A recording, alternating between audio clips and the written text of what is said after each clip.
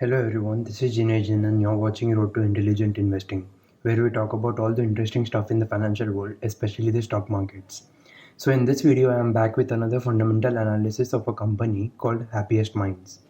We will maintain the structure of our analysis as is in our Alcala Mines video, starting with the industry analysis. Alright, so the IT industry over the years have evolved from being a business of outsourcing work to selling packaged software to now transformed into a digital business. This is pretty evident from the graphic, which shows how the digital services are gaining market share and will continue to do so, as opposed to the saturated growth in the legacy IT business. The legacy IT business is set to grow at a CAGR of about 2%, while the digital business is growing and is set to grow at about 20% CAGR. Take a look at the global IT spend across emerging technologies. Here is a graph of where Happiest Mind stands amongst its peers and the IT giants that are in the digital business.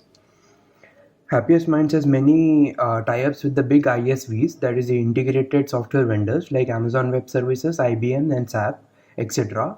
One noticeable partnership was with the Pimcore Solutions, as Happiest Minds later went on to acquire Pimcore earlier this year, making it their first biggest acquisition. Alright, now let's talk about the business. Happiest Mind was founded in 2011 and is headquartered in Bangalore with operations in US, UK, Canada, Australia, Middle East. It is an IT company ranked fourth in the IT services, which works on disruptive technologies such as artificial intelligence, blockchain technology, cloud, digital process automation, Internet of Things, robotics, drones, security, virtual and augmented reality, etc.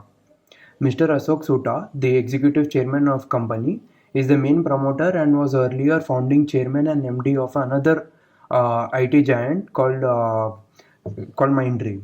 Prior to Mindtree, he led Wipro's IT business for 15 years. He also led the turnaround of Sriram Refrigeration and made it into a highly profitable company after 4 straight years of losses. Mr. Ashok holds a bachelor's degree in electronic engineering from Indian Institute of Technology, Roorkee, and a master's of business administration degree from Asian Institute of Management, Philippines. Coming to the business, the company has three major business units. The first one being digital business services, which includes digital consulting, design thinking, digital application development, AI, artificial and machine learning based application services, UI and UX experiences. The second business unit is product engineering services, which includes digital foundry, startup technology acceleration, platform engineering, device engineering, quality engineering. The third business unit is infrastructure management and security services, which includes cloud and data center transformation and management, IT service management and IoT management, software defined security and privacy, workspace and device management, threat management and SOC services like governance, risk and compliance. All right, now let's look at some of the financial metrics.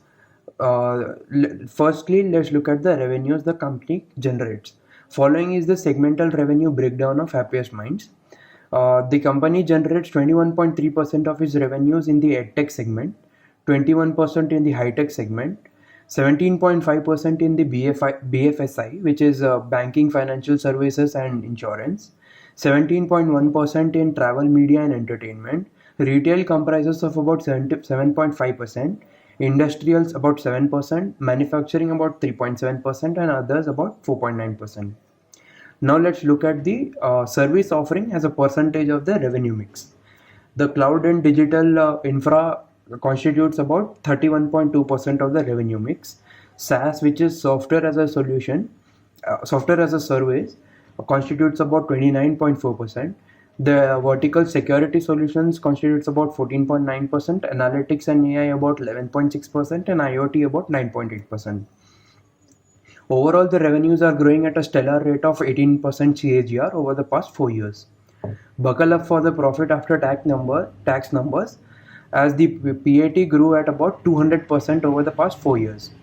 But we need to remember this company is at its growth phase and coming from a low base effect.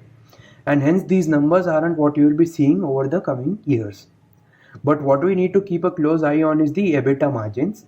They have improved their EBITDA margins from about 1.7% in FY18 to about 27% in FY21. Now let's look at some of the important financial ratios such as the ROCE and the ROE, which is nothing but the return on capital employed and the return on equity. The ROCE grew from 28.9% to 31.2% in the past year, and ROE grew from 27.1% to 29.8% in the past year. These are industry leading numbers to say the least. Now let's look at the solvency ratio, that is the debt to equity ratio, which is also quite impressive at about 0.35. But this is usually the case with IT companies since they are not capital intensive and they are usually rich in cash.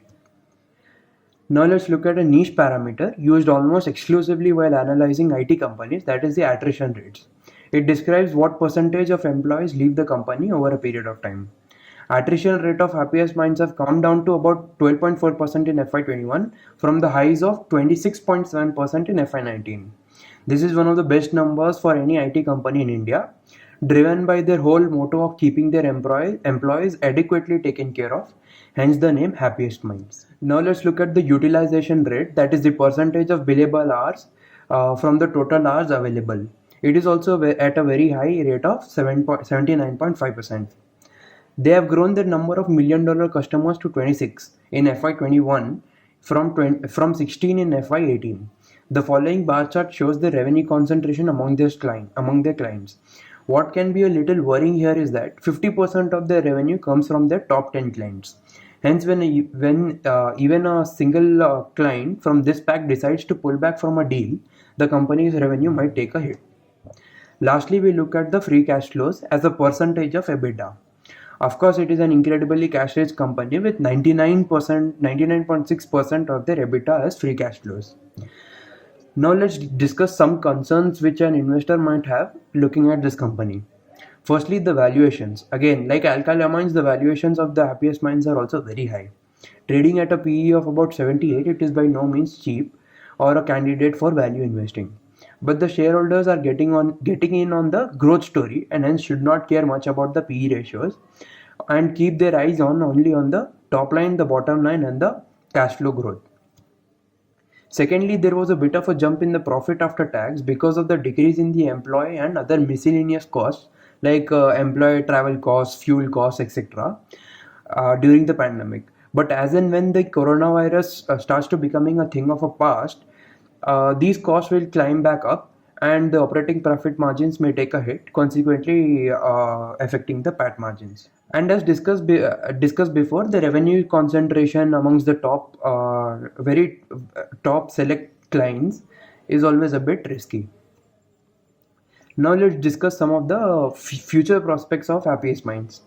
When asked about any more acquisitions in pipeline in the con call of Q4 FY21, the management responded by saying that they have a few potential candidates for acquisition and they are in talks with them. But props to the management's honesty in saying that, and I'm paraphrasing, that these statements should not be taken at face value and factored into valuation analysis, as acquisitions are often tricky and hence they refrain from giving any definitive guidelines before they are sure about something.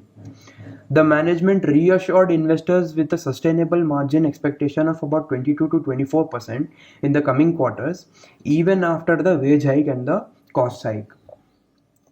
With the Pimcore acquisition, Happiest Minds has an opportunity to increase their presence in the retail space.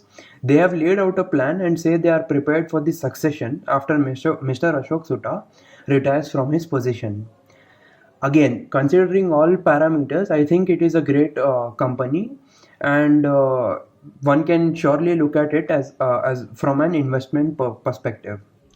Hope you like this video. If you appreciate the hard work that goes into making such videos, hit the like button and do not forget to subscribe to the channel.